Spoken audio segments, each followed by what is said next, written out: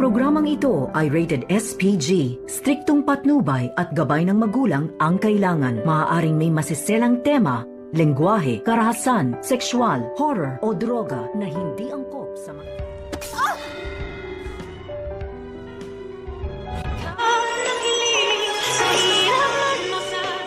Narito na nga ang ating pakaabangan ngayong Lunes sa Abot Kamay na Pangarap. Dahil sa nangyari nga dito ni Lynette na nakita niya muli ang lalaking nang loob sa bahay nila ni Carlos, ay dito naman na tila bumabalik itong trauma at takot ni Lynette. Buti na lamang ay dumating itong si RJ at napakalma itong si Lynette. Subalit maya-maya nga ay naiwan ni Lynette ang cellphone sa lamesa at nagpa siya nga itong mag-restroom. Ay dito naman napansin ni Diyosa na may tumatawag at walang iba kundi itong si Doc Carlos.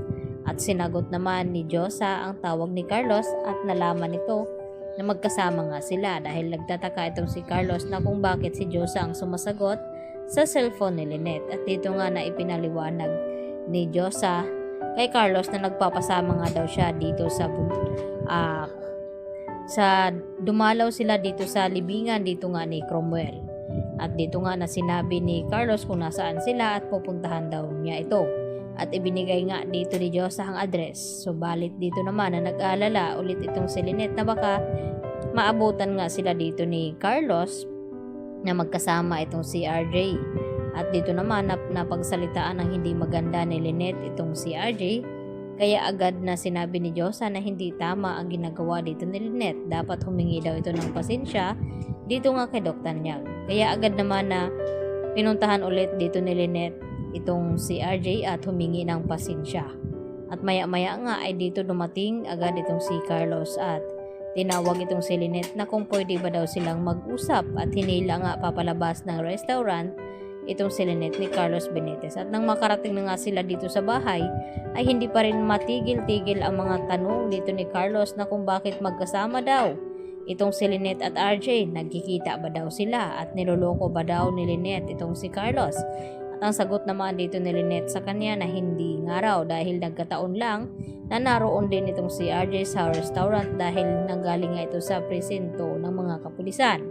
At hindi naman naniniwala itong si Carlos sa mga sinasabi nga dito ni Lynette. Kaya dito naman na nag-inom itong si Carlos at dahil sa tindi ng galit ay agad niyang naibato itong baso na tumama naman dito sa braso ni Lynette. Kaya agad na natakot itong si Lynette dahil nakakita nga siya ng dugo dito nga sa kanyang braso at nagulat itong si Carlos sa kanyang ginawa. At nasaksihan na nga ito ni Diyosa dahil sinundan naman ni Diyosa itong si Lynette at Carlos na baka kung ano ang gawin dito ni Carlos kay Lynette. At hindi nga nagkamali dahil nasaksihan nga ni Diyosa kung anong klaseng tao nga itong si Carlos at nominal trato at sinaktan pala itong si Lynette. Kaya mas nadagdagan nga ang trauma ngayon dito ni Lynette. Samantala, labis naman na nag-aalala ngayon itong si RJ dito sa kalagayan ni Lynette na dapat daw ay hindi pababayaan ni Carlos itong si Lynette dahil nasa sitwasyon nga ito na dumadanas ng trauma. At dahil sinabi rin dito ni Doc Remeneses na si Carlos nga ang asawa ni Lynette, ipaubaya na daw dito kay Carlos ang pag-aalala dito ni RJ dahil wala na nga siyang magagawa pa kahit anong gawin dito ni RJ dahil nag-asawa na nga itong si Lynette. Kaya hindi nga nagkamali itong si RJ dahil sa nagawa na nga saktan itong si Lynette dito nga ni Carlos Benitez. At ganoon na lang katindi rin ang galit dito ni Carlos kaya napagbuhatan niya ng kamay itong si Lynette. At pati na rin itong si Annalyn ay nadadamay na rin dito sa ugali ni Carlos Benitez. Kaya pinag-iinitan pati ang trabaho ni Annalyn ay tila hindi nagugustuhan ngayon ni Carlos Benitez. At naintindihan naman ito ni Mang Pokwang.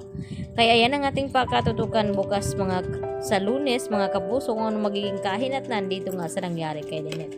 Yan lang po at marami pong salamat sa inyong panonood.